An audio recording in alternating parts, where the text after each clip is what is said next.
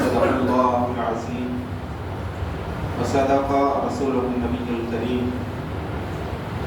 قال الله تعالى في شأن حبيبه مخبرا وأعذرا إن الله وملائكته يصلون على النبي يا أيها الذين آمنوا صلوا عليه وسلموا تسليما. اللهم صل على سيدنا ومولانا محمد وبارك وسلم. صلاة وسلاما عليك يا رسول الله يا حبيب الله صلی اللہ تعالی علیہ وسلم.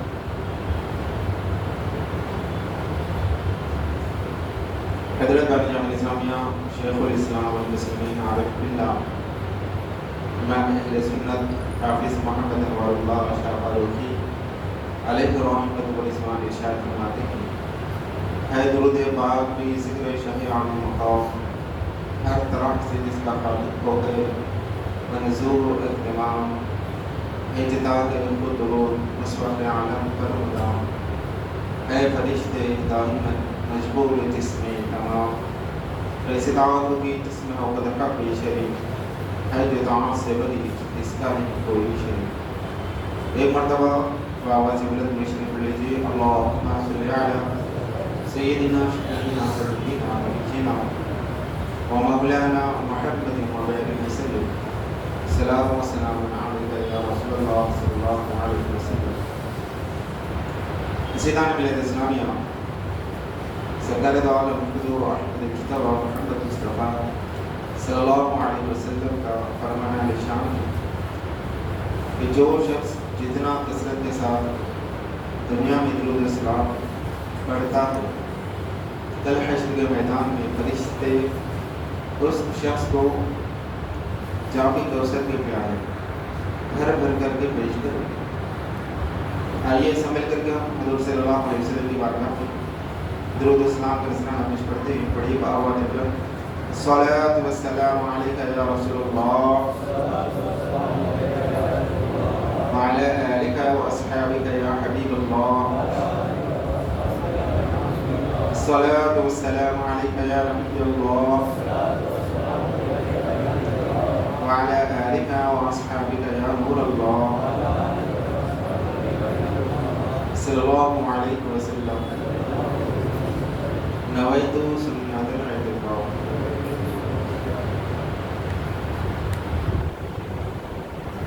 عزیزان ملت اسلامیہ آج کا ہمارا عنوان ہے کہ دین اسلام کے اندر وقت کی جو اہمیت. چونکہ آج کل جو ہے وقت کو لے کر کے جو ہے بڑی بحث لوگوں کے جو درمیان میں چل رہی ہے. اور یہ وقت ایک ایسی چیز ہے کہ جس سے غیر تو غیر اپنے لوگ بھی جو ہے اس سے بخوبی جو واقفیت نہیں رکھتے.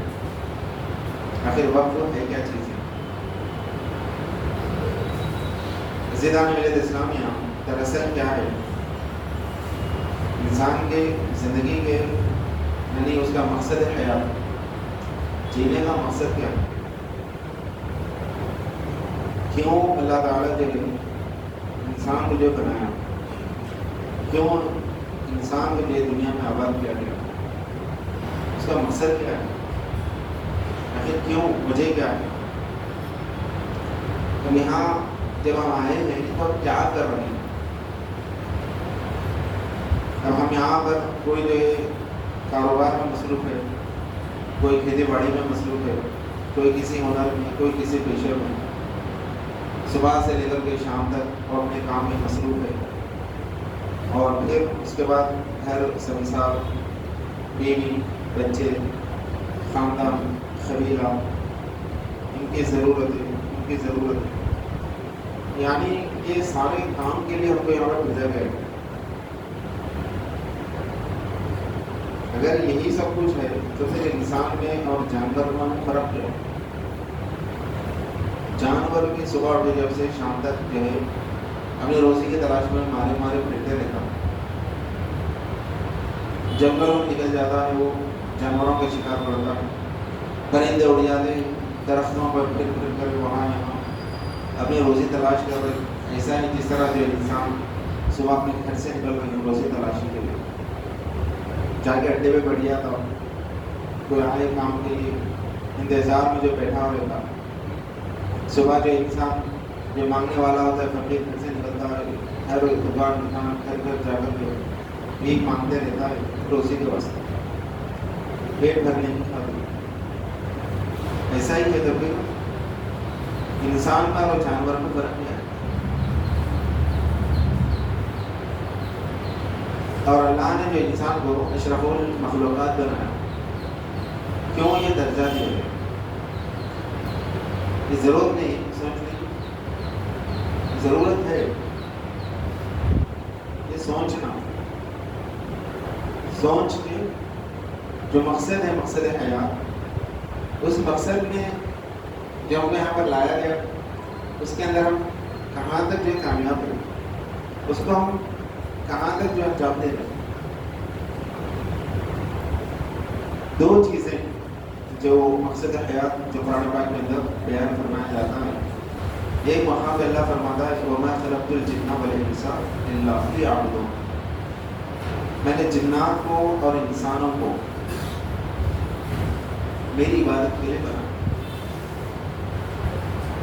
ایک بات ہے دنیا میں اللہ کی عبادت کرنے کے لیے، یعنی اللہ کا نام یہاں پر بلند کرنے کے لیے ہم کو دنیا میں بھیجا گیا، اور یہ کام ہم جو کہاں تک کرنا، ہم اس کے اندر کتنا جو ہے اپنا جو ہے حصہ داری، ہم اپنی ثابت داری اس کے اندر ادا کر رہے ہیں، اللہ کا نام ہم کہاں تک بلند کرنا، یہ اس پر جو غور و فکر کی ضرورت ہے۔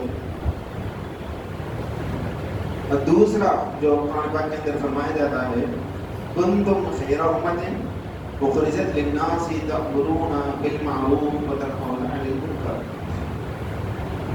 تم بہترین امت ہو، میں نے تم کو اس لیے دنیا میں لایا تاکہ تم لوگوں کو اچھائی کی طرف بلاؤ، وتنہون عن المنکر، اور برائیوں سے روکتے رہو۔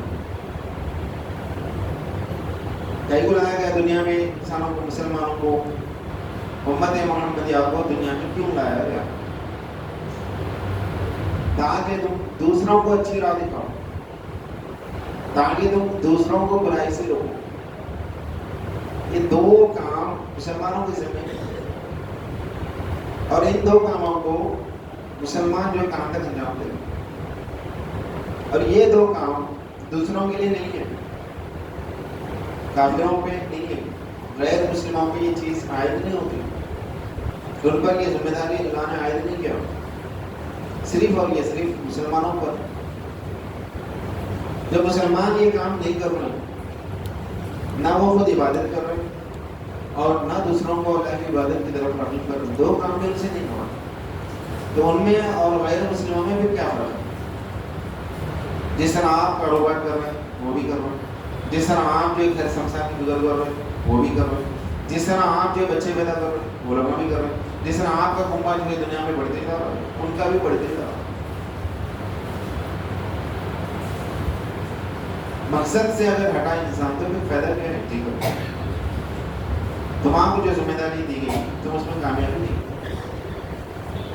ٹھیک ہے، دوسروں کی بھلائی نہیں کرا، دوسروں کو جو یہ اچھائی کی طرف بلانے کا جو کام تھا، ہمارے بالمعروف برائیوں سے روکنے کا کام تھا، اس میں اگر آپ نیک کر برے اترے نہیں کرے تو نہیں، ٹھیک ہے، اپنا کہاں تک آپ کریں۔ دو ذمہ داریاں تھیں اللہ تعالیٰ مسلمان کو، ایک اپنی فکر کرنا، یعنی کیا کرنا، اللہ کی عبادت، اللہ کے ذکر کو، جو اللہ کے نام کو جو ہے بلند کرتے ہیں، اور دوسرا دوسروں کو بھی اس جانب راغب کرنا۔ اب ہم دوسروں کو اس جانب راغب کریں جیسی حالت میں تو نہیں ہے، اتنی استطاعت تو ہماری نہیں ہے، لیکن ہم اپنے حد تک، لیکن اس میں بھی جو ناکام، جس کی جدید جات کی مثال آپ خود مشاہدہ کر سکتے ہیں، ایسا کیسا ہوتا، بالکل جیسا کہ رمضان میں ہم دیکھتے تھے گزشتہ آج کا جمعہ جو ہے رمضان کا جمعہ تھا، حالت یہ تھی مسجدوں میں نماز پڑھنے کے لیے جگہ نہیں تھی مسلمانوں کی مسجدوں میں۔ رمضان ختم ہونے کے ساتھ ہی ہم دیکھ رہے ہیں کہ جو مسجدیں ویران پڑے ہوئے۔ ایسا کیا ہو گیا؟ راتوں رات ذہن بدل گیا۔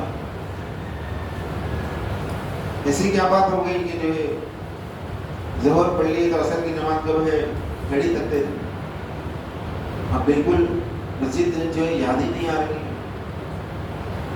غور کرنا اس میں، یہ چیز جو ہے قابل غور ہے، غور طلب کا۔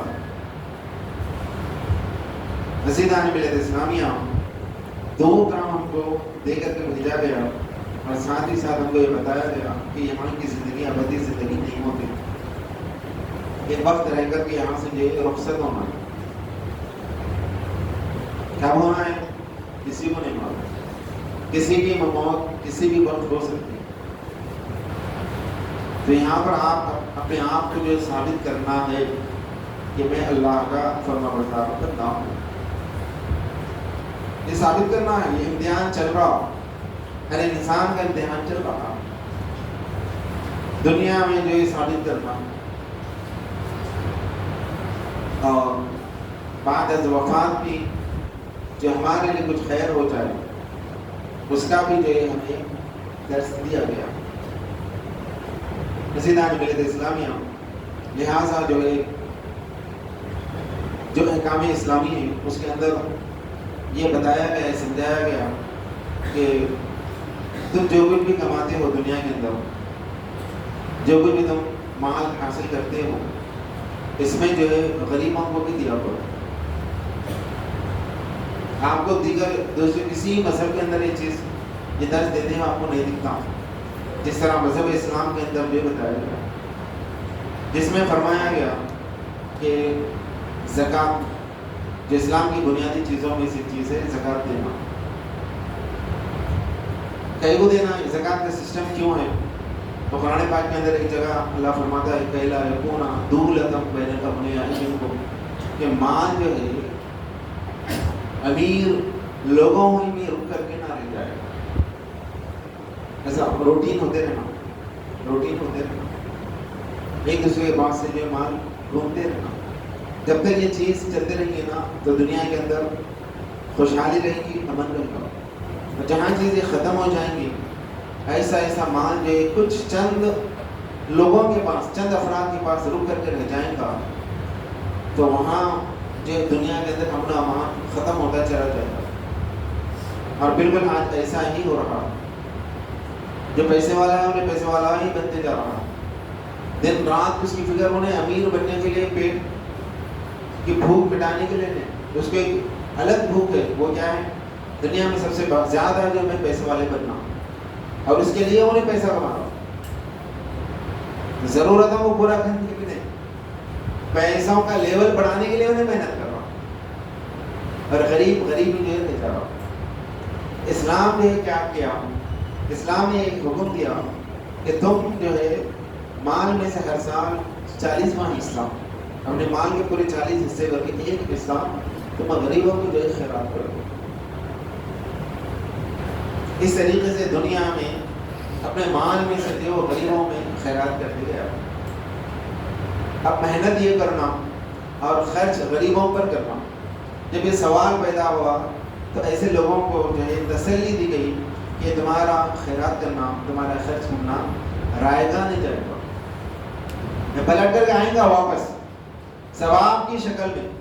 حشر کے میدان میں جو انسان اللہ کی راہ میں خرچ کرتا ہے اس کو 1 گنا، 10 گنا، کسی کو 100 گنا، کسی کو 700 گنا، اور کسی کو تو اس سے بھی زیادہ ریٹرن اضافہ کر کے اللہ تعالیٰ ثواب کی شکل میں حشر کے میدان میں لوٹائے گا۔ لیکن تم یہاں پر غریبوں پہ خرچ کرو، مستحق لوگوں پر جو یہ خرچ کرو۔ مسجدان ملت اسلامیہ یہ مال کا جو 40واں حصہ، کیونکہ انسان خود کماتا ہے، کمانے کے بعد اس کو ترغیب دلائی گئی کہ تو اپنے مال میں سے خرچ کرو، خیرات کرو۔ مسجدان ملت اسلامیہ آج جو صورتحال یہ ہے کہ ایک شخص جو ہے بڑی محنت سے کماتا ہے لیکن خرچ نہیں کرتا اور رفتہ رفتہ اس کی زندگی گزرتے چلے جاتی ہے یہاں تک کہ بوڑھا ہو جاتا، بہت سارا مال جو ہے کما لیتا۔ اب جب یہ کمزور ہو گیا تو وہ مال و اسباب پہ وہ جائیداد پہ جو ہے اولاد قابض ہو جاتی، اس کی زندگی میں قابض ہو جاتی۔ اب وہ جیتے جی جو ہے کچھ کرنا بھی چاہیں تو اولاد اس سے پرمیشن لینا پڑتا، فلاں جگہ خرچ کریں گے، فلاں وہ دیں گے، فلاں وہ دیں گے، تو وہاں پر اولاد یہ کہتے ہوئے دکھائی دیتے کہ کیا ضرورت ہے، یعنی انہیں محنت زندگی بھر محنت کر کے انہیں کمایا لیکن یہ اپنی مرضی سے خرچ بھی جو نہیں کر سکتا۔ آج یہ حالات ہے قوم کے، عزیزان ملت اسلامیہ، لیکن اسلام یہ ترغیب دیتا ہے کہ حالات ایسے ہوتے، لہٰذا جب تم اس قابل ہو کہ کچھ اپنے لیے کر سکو تو اپنی زندگی میں جو تم خیر خیرات کر لو، خیر خیرات کر لو، ورنہ آج جس طریقے سے جو ذہن بنایا جا رہا ہے، جس طریقے سے جو آج تربیت کی جا رہی ہے کہ مرنے کے بعد جو ہے آج جو ہے مرحومین کے نام سے جو ہے صدقہ خیرات یہ سارے ثواب کرنے کو بھی غیر ضروری غیر اہم قرار دیا جا رہا ہے۔ پہلے کے دور میں جو ہے انسان کا انتقال ہو گیا بولے تو اس کے نام سے جو ہے 10واں 40واں 20واں اور جو ہے 6 برسی کر کے لوگ ماں باپ یہ سارے ثواب کے لیے پکا کر کے جو ہے رشتے داروں میں قربا میں وہاں جو ہے بہرحال ان کا جو ہے کھانے کا انتظام کیا کرتے تھے، کھانا وغیرہ ان کے نام پر کھلایا جاتا جو ایک نفل کوئی فرض ہے، واجب نہیں، ضروری نہیں، پر اس کو بھی آج جو غیر اہم قرار دیا جا۔ تو یہ چیز آہستہ آہستہ جو پھیلتے جا رہی ہے، لیکن اسلام ہمیشہ سے جو اس بات پر ترغیب دیتا ہے کہ تم اپنے جیتے جی جو ہے کچھ خیر خیرات کر لو۔ عزیزان ملت اسلامیہ، اب اگر انہیں اپنی زندگی میں کر لیا تو اس کی پوری مرضی ہے، اس کو کسی سے پوچھنے کی ضرورت نہیں ہے، کسی کی اجازت لینے کی ضرورت نہیں ہے۔ انہیں اگر نئی خیرات کر کے نئی خرچ کر کے ایسے ہی رکھتے گیا اور پھر اس کی موت ہو گئی، اس کا انتقال ہو گیا، تو اس کے انتقال کے ساتھ ہی اس کا جتنا جو بھی مال تھا سب اس کے اولاد کا ہو جاتا، آٹومیٹیکلی اس کے اولاد میں وہ منتقل ہو جاتا ہے۔ اب اس کے بعد وہ اس کی جو مالک بن جاتی ہے، اب وہ اولاد خیر خیرات کرے یا نہ کرے اور اس کی جو مرض ہے۔ تو اس طریقے سے جو ہے دو چیزیں، ایک یہ زکوٰۃ تھا کہ اپنے مال میں سے جو 40واں حصہ نکال کر کے غربا میں دینا، اور یہ فرض ضروری، اس کا انکار بھی نہیں کر سکتے، دینا ہی ہے۔ اس کے بعد پھر مزید اس کو جو ترغیب دلائی گئی اپنی زندگی میں کچھ اور بھی اگر کوئی دینا چاہتا ہے اس کو بھی جو دے سکتا ہے، اور جو کچھ بھی انہیں دیا کرتا تھا اس کو جو وقف کہا جاتا، یعنی اپنی زندگی میں اگر اس کے پاس کوئی مکان ہے تو اس نے جو یہ کہہ دیا کہ میں یہ مکان جو ہے وقف کر رہا ہوں، کس لیے وقف کر رہا ہوں؟ یہ اہم سوال ہے، کیوں، کس لیے وقف، مطلب کس پر تو وقف کر رہا ہے، یعنی اس مکان سے کیا جو فائدہ اٹھانا۔ اس نے یہ کہہ دیا کہ اس مکان کے اندر یہاں پر ایک مدرسہ قائم کیا جائے، میں اس کو دینی تعلیم کی اشاعت کے لیے میں اس کو وقف کر رہا ہوں۔ تو اب اس کے اندر، اس گھر کے اندر صرف اب یہی کام ہونا، دوسرا کام نہیں کر سکتے، یعنی واقف کا جو منشا ہے، وقف کرنے والے کا جو منشا ہے، جس کام کے لیے اس نے وہ گھر جو ہے وقف کیا، اسی کام کے لیے وہ استعمال ہونا۔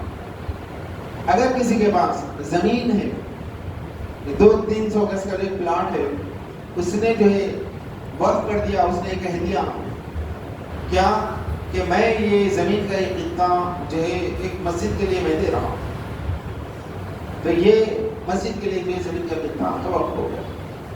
اب اس کو لینے کے بعد وہاں پر یقینی طور پہ مسجد ہی تعمیر ہونا، دوسرا کام نہیں کر سکتے۔ اگر کوئی جو یہ چاہتا ہے کہ ارے بھائی بازو کی مسجد ہے اور ایک مسجد ہے، وہ اس کو ایسا کریں گے، یہاں پر جو ایک کمیونٹی سینٹر بنا دیں گے، آج کل لوگوں کا جو ذہن کام کرتا ہے، کمیونٹی سینٹر یہاں بنا دیں گے، بچوں کی تعلیم کا انتظام کر دیں گے، ان کے لیے جو ایک سلائی سینٹر جو اس میں ڈال دیں گے، یہ کیا کہہ سکتے کیا شریعت یہ کہتے ہیں نہیں کر سکتے، اس کی اجازت نہیں. کیوں نہیں کر سکتے؟ واقف کا منشا ایسا نہیں تھا، دینے والے کا ارادہ ایسا نہیں تھا. یہاں پر واقف کا منشا بڑا اہم ہوتا. سرکار دو عالم صلی اللہ علیہ وسلم کے پاس حضرت سعد رضی اللہ عنہ آئے، آگے سے پوچھا رسول اللہ صلی اللہ علیہ وسلم میری والدہ کا انتقال ہوا، والدہ کا جو انتقال ہوا میں ان کے ایثار ثواب کے لیے کچھ کرنا چاہتا ہوں. سرکار دو عالم صلی اللہ علیہ وسلم نے فرمایا کہ صاحب جو پانی کا انتظام کرو، پانی یہ بڑا جو ثواب کا ذریعہ ہے.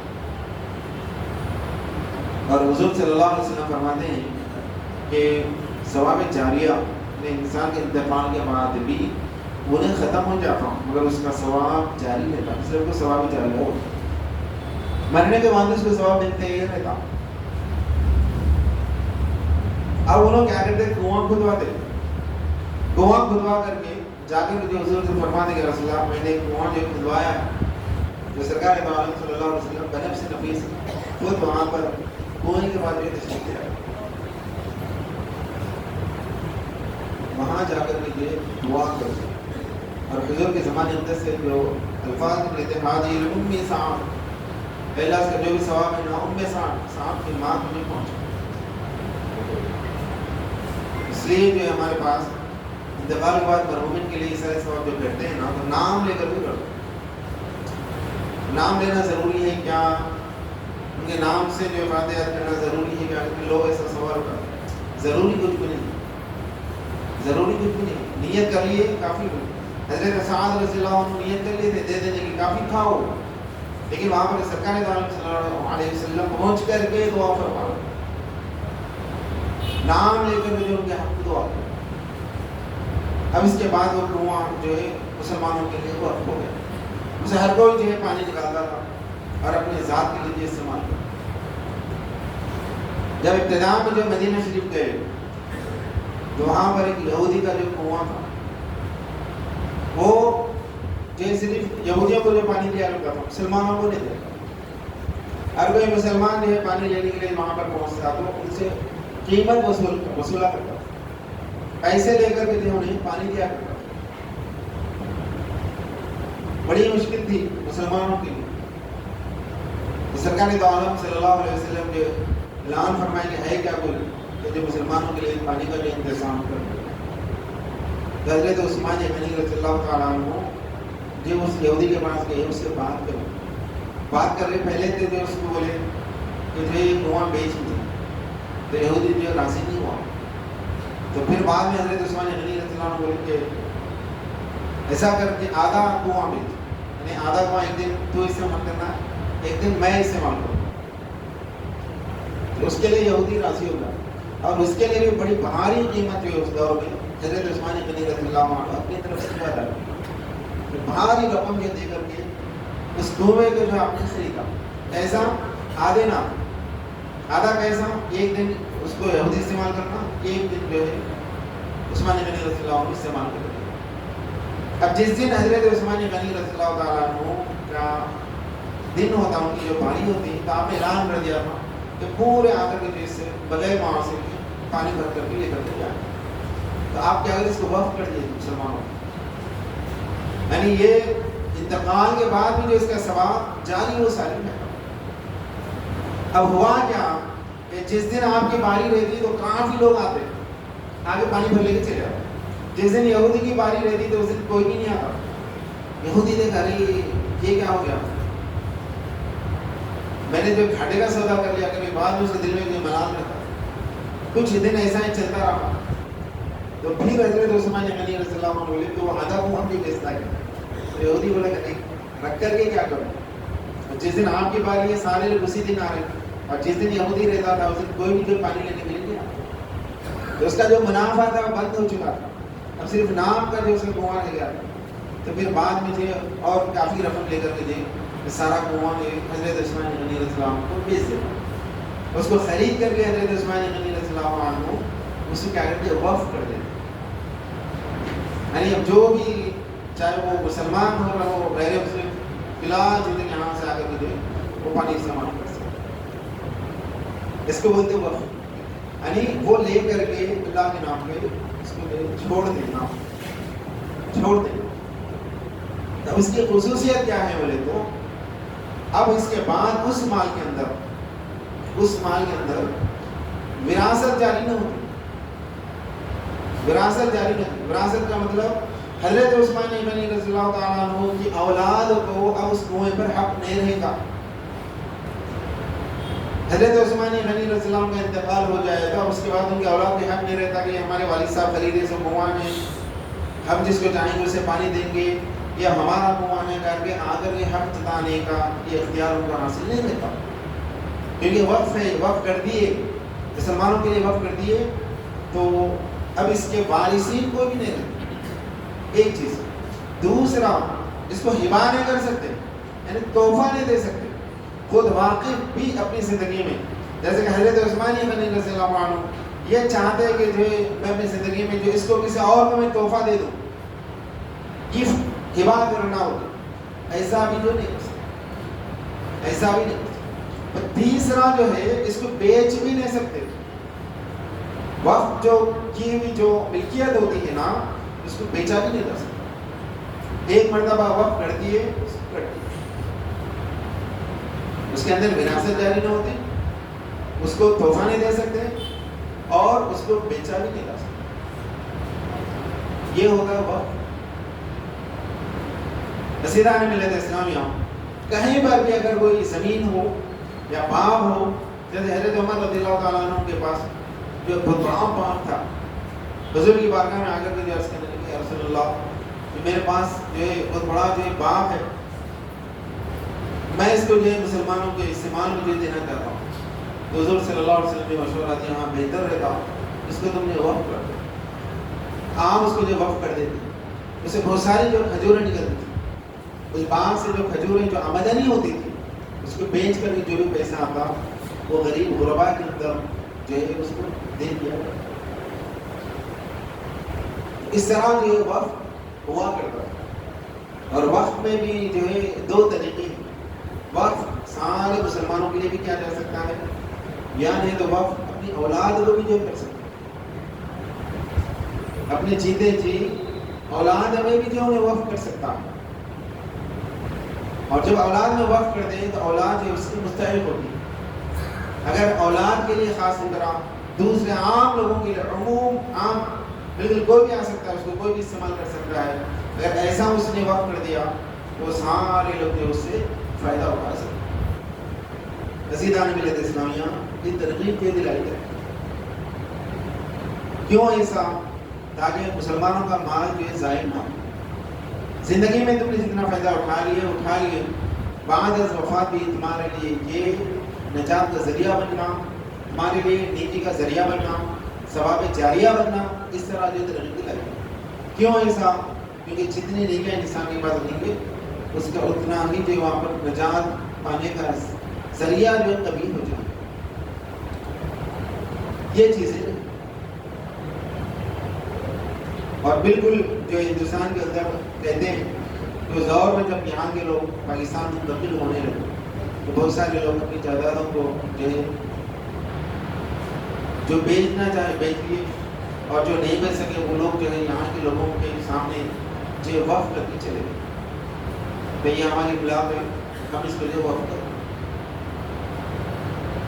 اور وقف کے لیے جو ہے لکھا پڑھائی ضروری نہیں ہے، زبان سے انہوں نے بول دیا تو گواہوں کے سامنے تو وہ جو وقف ہوگا، اس کے لیے پیپرا ہونا، ڈاکومنٹ ہونا، یہ ساری چیزیں ہونا، یہ ایسا نہیں۔ اب جب یہاں کا بٹوارا ہو گیا اور مسلمان جو جانے والے تھے چلے گئے، جو رہنے والے تھے یہاں پر رہ گئے، اس کے بعد یہاں کے حالات کیا بنے؟ ہر کوئی اس سے بخوبی واقف ہے کہ اب ہندوستان کے لیے ایک دستور بنایا گیا جس کو کانسٹیٹیوشن جو کہا جاتا ہے، اس کے اندر ہر طبقے کے لوگوں کو کس طرح وہ لوگ یہاں پر زندگی گزارتے ہیں، ان کے حقوق کیا ہے، ان کو کیا کیا یہاں پر جو ضرورتیں فراہم ہونی چاہیے، ان کی ضروریات کیا ہے، ہر قسم کی ان کی ضرورت کا جو لحاظ رکھتے ہوئے یہ مسلمان طبقہ ہے، ان کو یہ چیزوں کی جو یہاں پر ضرورت رہتی ہے، ان کو عبادت کرنے کے لیے ان کو مسجد کی ضرورت ہے، جو تدفین کے لیے ان کو قبرستانوں کی جو ضرورت رہتی ہے، قرآن کی تعلیم کو جو پھیلانے کے لیے ان کو مدارس کی ضرورت رہتی ہے. یہ جو رمضان میں جو ان کا جو روزوں کا جو مہینہ ہوتا ہے، یہ ساری چیزیں یہ اپنی عبادت کے لیے جو ہے نماز کو بلانے کے لیے اذان دیا کرتے ہیں، لہٰذا ان کو جو اذان دینے کی اجازت ملنی چاہیے. یہ اپنے خواتین کو جو پردے کا پابند رکھتے ہیں، لہٰذا ان کو جو پردے کی اجازت دینی چاہیے. یعنی ہر مذہب کے جو لوگ تھے کہتے ہیں کہ جو سکھوں کو جو انہوں نے جب کہا کہ ہمیں تلوار رکھنا ہے، کیونکہ ہمارے جو مذہبی جو گروہ تھے تلوار رکھتے تھے، تو اس کی بھی اجازت دی گئی. خالی اسے ایک تبخیر پہ جب انہوں نے کہا کہ ہم جو پگڑی باندھتے ہیں سر سے جو ہم باندھ نہیں نکالتے، ہم داڑھی جو کبھی نہیں کاٹتے، جب انہیں شد و مت سے جب کہا تو ان کو فوج میں بھی جو ہے پگڑی باندھنے کی اجازت دی گئی، کیونکہ ان کا مذہب ہی وہ فریضہ. ہر ایک کے لیے جو ہے جو ضرورت تھی اس کا لحاظ رکھا گیا اور اس حساب سے جو دستور بنایا گیا، اور اس کے حساب سے ہم جو مسلمان یہاں پر جیتے ہوئے آ رہے ہیں. تو وقف کی جو زمین پہ ہوتی ہے، وقف کی جو ملکیت جو ہوتی ہے، اس کو نہ بیچا جا سکتا ہے، نہ اس کو گفٹ کیا جا سکتا ہے، اور نہ اس کے اندر وراثت چاہیے. پھر اس کا مالک کون؟ تو فرمایا گیا کہ وہ اللہ کے نام پہ، اللہ ہی اس کا مالک، وہ زمین کا، اس پراپرٹی کا اس کا مالک اللہ. تو یہاں پر اب ایک شخص رہتا متولی، جس کو کہتے ہیں. یہ متولی کون؟ اکثر لوگ اس کو جو جانتے ہیں، متولی بولے دماغوں میں یہ آتا کہ پوری پراپرٹی کا انہیں مالک ہے، انہیں اس کو جو استعمال کر سکتا ہے، جیسے چاہے اس کو یوز کر سکتا ہے. نہیں، ویسا نہیں ہے. متولی بولے تو نگران، متولی بولے تو نگران. اس کی ذمہ داری کیا رہی تھی؟ بولے تو اس پراپرٹی سے جو بھی فائدہ آتا. واقف کیا بول کے دیا؟ بھائی یہ مکان ہے، اس کو میں جو ہے دینی تعلیم کی شام کے لیے یا مسافروں کے رہنے کے لیے میں اس کو جو وقف کر رہا ہوں. اب اس زمین سے، اس پراپرٹی سے کچھ بھی اگر فائدہ ہو تو سب سے پہلے جس کو اس نے خیرات دینے کا، جس کو دینے کی جو اس کی جو تمنا تھی، واقف کا جو ارادہ تھا، اس کے مطابق متولی اس کو کیا کرتا، عمل کرتا، جس کو پہنچانا تھا انہیں پہنچاتا. اس لیے فرمایا گیا کہ متولی جو ہے امین ہے، نہ امانت دار رہنا، خائن نہیں رہنا، خیانت دار نہیں رہنا، خیانت کرنے والا نہیں رہنا. جو جس کے اندر اس کے اوپر جو آمدنی ہوتی ہے اس کو وہاں تک جو لے جا کر کے پہنچا دے.